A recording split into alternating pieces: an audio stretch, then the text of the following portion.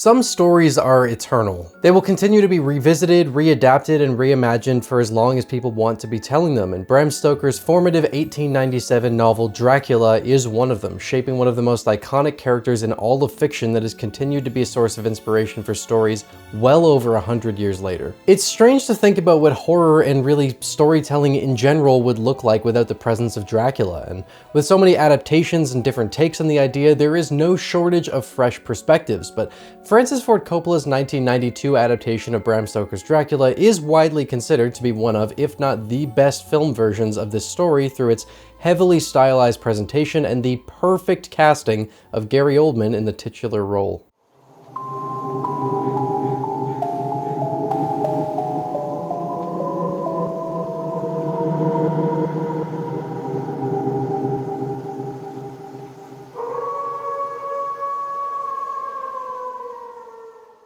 Good evening. My name's Evan and welcome to Rocklin Graves. With Robert Eggers' remake of Nosferatu coming out at the end of the year, I wanted to go through and talk about a whole whack of vampire movies in the lead up to its release, and it felt very fitting to start things off with one of the most revered vampire movies ever. Bram Stoker's Dracula was written by James V. Hart and directed by Francis Ford Coppola, who initially read the script during production delays on The Godfather Part 3. Winona Ryder dropped off that production just a few weeks after beginning, and she brought the script to Coppola when she asked to meet with him after her departure, worried that her splitting had made him grow cold on her. Thankfully though, Dracula was one of Coppola's favorite stories as a kid, and he was immediately interested in taking on the project, drawn in by the thematic exploration of sexual repression and forbidden love, something that's been a part of vampire stories for as long as they've been around. The movie released in 1992 and was a success, with Coppola pushing the style as far as he possibly could to create a wildly unique film experience that captured this tone that often feels like watching a strange dream unfold in front of your eyes. Made on a budget of $40 million, the worldwide box office saw a $215 million return, making this one of the biggest releases of the year, until Home Alone 2 came along and dropped a brick straight on its face. Bram Stoker's Dracula is an essential viewing for any fan of vampires, or horror in general. Dare I say, I would cross oceans of time to see this movie. I am Dracula. The film opens with a backstory for how Vlad Dracula went from standing victoriously on a blood-soaked battleground to the withered monster we know him as so well. Before he returned home to his wife Elisabetta, the enemy had sent false word that Dracula had died in battle, and in her grief, Elisabetta threw herself from a window. When Vlad returned to find the love of his life dead, a priest tells him that her soul is damned and burning in hell because she committed the sin of taking her own life. So Dracula renounces Christianity and stabs the cross, bathing in the blood that pours from it and promising to haunt the world in darkness forever. While many stylized movies will slowly build up from a grounded presentation before fully falling into the heavy stylized look, that's not the case here at all, and it's made clear right away that this thing is going to be a damn art piece from start to finish. Everything from the metaphorical shots to the absolutely stunning way that the battle is filmed with this blood-red sky against the silhouettes of the soldiers impaled on the battlefield. It's just so hauntingly beautiful, which is a distinguishing quality of this movie as a whole. This adaptation is a lot of things, but subtle or creeping are certainly not words that are going to come to mind when it comes to the presentation here, because everything is amplified and pushed so far into the style. There are definitely creepy moments, don't get me wrong, but this is much more focused on being grand, artistic, and theatrical than it is anything else. Oftentimes the term style over substance is used in a very negative way, but I don't think that has to be the case at all. This isn't a movie that's going to leave a huge impact because of its deep characters or anything like that. It works as well as it does because of how committed Coppola was to telling this classic story in the most artistic way he could, and I think it's a great example of something where style and substance are not mutually exclusive. I'm not sure where the idea came from that style can't be the substance in a story, because it absolutely can be, and for the most part, that's the thing that has the most draw when it comes to this adaptation. The story of Dracula has been told time and time again, and while this isn't a 100% faithful adaptation, the reason that it's often talked about as potentially being the best one is because of how memorable the artistic side of it is, and I don't think that should be discounted or made to sound like a bad thing. Style is substance, baby. If it wasn't, then paintings wouldn't be nearly as popular as they are, and neither would instrumental music. Vibes are a part of storytelling, I guess is the simplest way I can put it. This opening sequence is absolutely incredible and sets the stage for what's to come perfectly, showing off that artistic presentation while also wasting no time in letting Gary Oldman show why he's one of the greatest actors to ever hit the screen.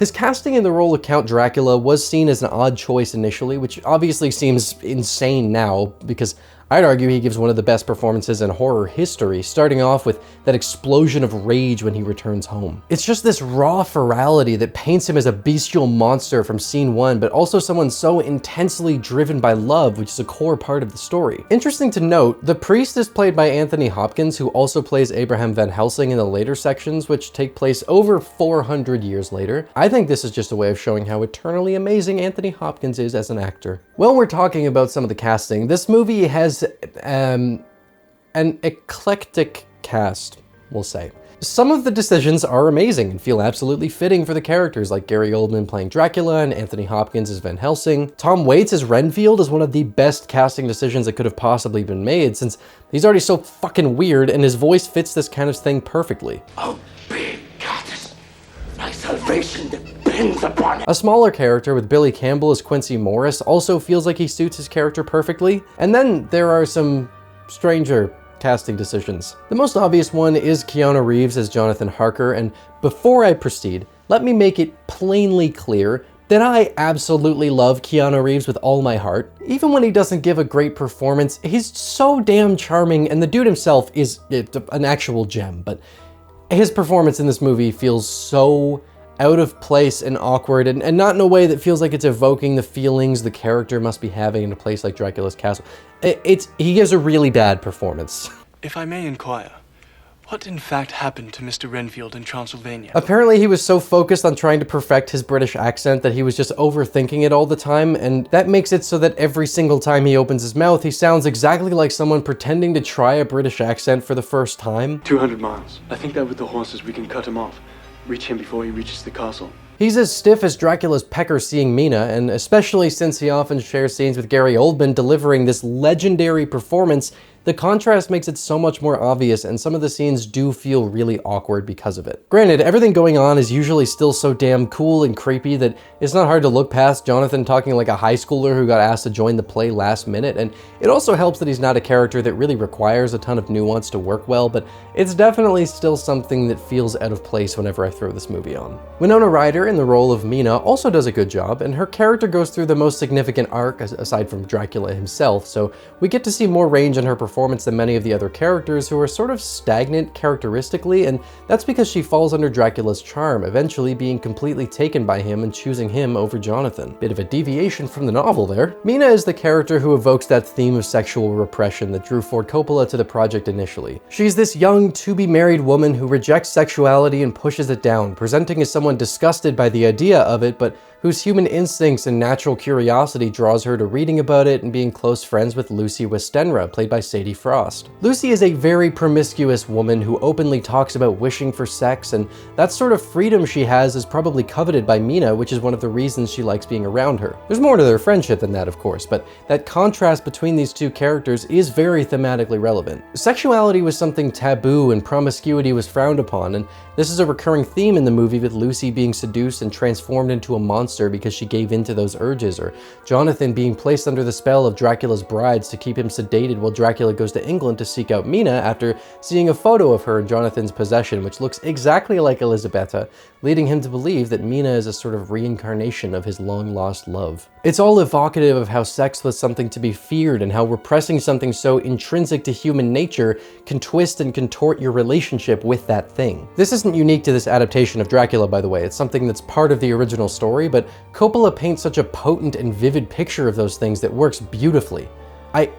Wait, why is Cary Elwes in this movie? All right. So we've got Gary Oldman and Anthony Hopkins in a movie with Keanu Reeves and Cary Elwes. Yes, I believe eclectic was the right word. All right, so in a second here, I'm gonna go on a huge gush fest about the style in this movie in a more specific way than the broad description I gave before, but first, I wanna balance things out a bit because while this movie is revered, and it is one of the best vampire movies ever, still got some issues that I find weigh it down a bit. One of the biggest things for me is the characterization and the impacts that it has on the movie's pacing. Again, this is not a character-driven movie, and the plot itself is very straightforward, and there's nothing wrong with that at all, but I do find that the slightly over 2-hour runtime starts to drag a fair bit because I don't find myself getting invested in the characters, which then makes some of the emotionality that should be present in a story about ancient lost love and manipulation fall sort of flat. Jonathan's character is very vapid, and the performance is, well, you know.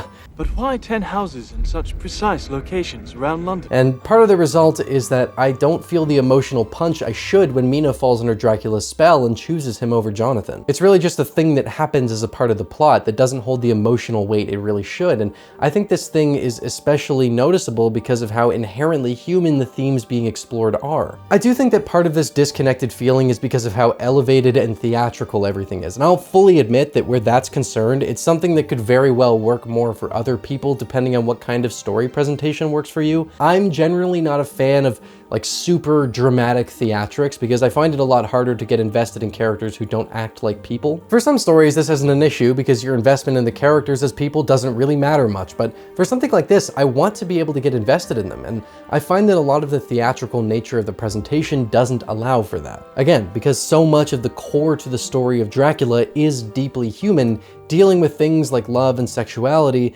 not feeling like I can connect with the characters hurts my investment with the story, and that can then lead to the pacing feeling sluggish when I'm spending all this time in a story that feels like it should have more connective tissue where that's concerned. And by the way, it's not like the characters in the original novel are these fleshed out and super deep people, but the reason I'm bringing it up is because of the way this affects the runtime of this adaptation. This is longer than a lot of Dracula adaptations are, and I think for a story that doesn't have deep characters but is dealing with themes that work better with deep characters, a 2-hour runtime can feel a little tedious at times. Now, if you're more drawn to that theatrical presentation, then maybe you'll find less issue with this, but for someone who tends to prefer a more subtle and still, you know, very stylistic approach, it's just a situation where a bunch of different things combine to hurt the movie's pacing for me. One of the other elements of that would be the way the movie's actual pace builds up. I feel like there isn't quite enough time spent on the buildup of the creepiness to make it stitch together as smoothly as it could have had they given these things more room to breathe and more of a focus. The sequences early on when Jonathan first meets Dracula are fantastic. Just these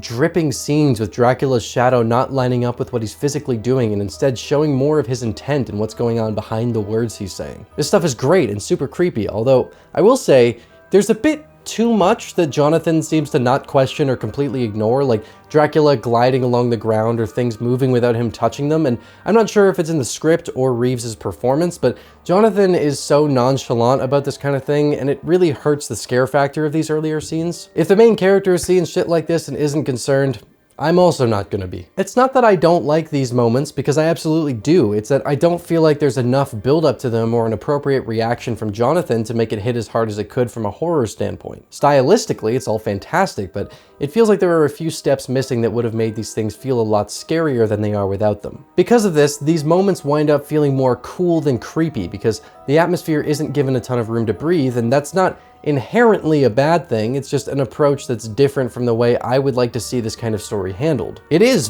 very cool though, with the shadow enshrouding Jonathan or reaching out for Mina from so far away. It's evocative and it works. It's just used in a context that I don't think is conducive to the movie ever feeling like scary. There's some great horror imagery, like when Dracula takes the form of a werewolf to seduce Lucy and Mina finds them outside, and the furries are foaming at the mouth right now. I absolutely love how gothically creepy Lucy looks later on after she comes back from the dead, but I don't think there are any parts of this movie where I actually feel creeped out. I'm more so just excited about how cool it looks, which does seem to be the overall point of this movie. All right, I've been dancing around it enough. Allow me to commence the montage of gushery and talk about the ridiculously cool style of this movie in more detail. There are so many moments in Bram Stoker's Dracula where I'm just taken by how beautiful or evocative what I'm looking at is, and it often just looks like a painting. The scene where Lucy and Mina talk about sex and love is absolutely gorgeous, with all the lush greenery around them, full of life and color, which really shows how in love Mina is with Jonathan as she talks about him here. It's these two women talking about prospects of love and their futures in a romanticized way. It works so well. That kind of thing is done in a really cool way when she's writing a letter to him and thinking about his journey, and the way she pictures his travels in her mind is a heavily romanticized version of it with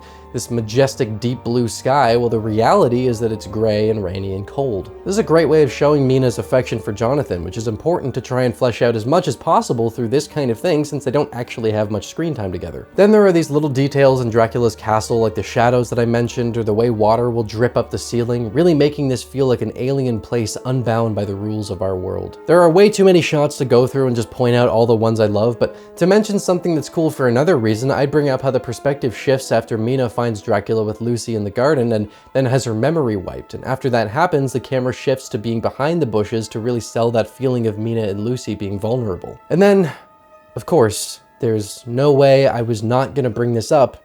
Bram Stoker's Dracula has one of the best lines in cinematic history, and that's when Vlad is talking to Mina in England and says this: I have crossed oceans of time to find you. That is absolute fucking poetry. This kind of writing gives a sense of grandiosity that fits so well and makes Dracula feel more like a lost poet than a monster. Speaking of which, this movie definitely has a unique take on the character, painting him more in a tragic, romantic light than a frightening one for the most part, although he certainly has a more bestial side to himself as well. Personally, I'm not a fan of handling the character in this way, but I do have to say that in terms of executing this is about as good as it gets. The tragic nature of the character works for the story well, and there's some great stuff towards the end with him being reluctant to turn Mina into a vampire because his love for her makes him very weary of killing her and trapping her soul in this eternity that he's lived in for so long. If you're gonna take this approach to the character, that's definitely the kind of thing you want to focus on. We get to see him in lots of different forms, with the aged true look of him in the castle to the younger version that tries to seduce Mina, or the werewolf form, or the coolest fucking full vampire beast form you could ask for that gives a huge adrenaline pump when he shows up. There's a ton of range to Dracula here, and his story is interesting, although it diverges a fair bit from the way he was in the novel. In fact, this adaptation diverges more than enough that I think it's an odd decision to specifically title this Bram Stoker's Dracula, because it's not really a faithful adaptation of the novel. That's not a bad thing, but I think if you're doing your own take on the story, then specifically using the original author's name in the title is an odd choice, because that implies, to me at least, that it's trying to be faithful and deliver the story that Bram Stoker told to a new audience. Not a huge issue or anything, but just a decision that rubs me the wrong way. There's another thing that I would be absolutely insane not to mention before we wrap up, and that's the brilliance of film composition in the score done by Wojciech Kilar, who delivered a theme that is easily one of the most ominous, eerie, grand, and foreboding motifs I have ever heard in film.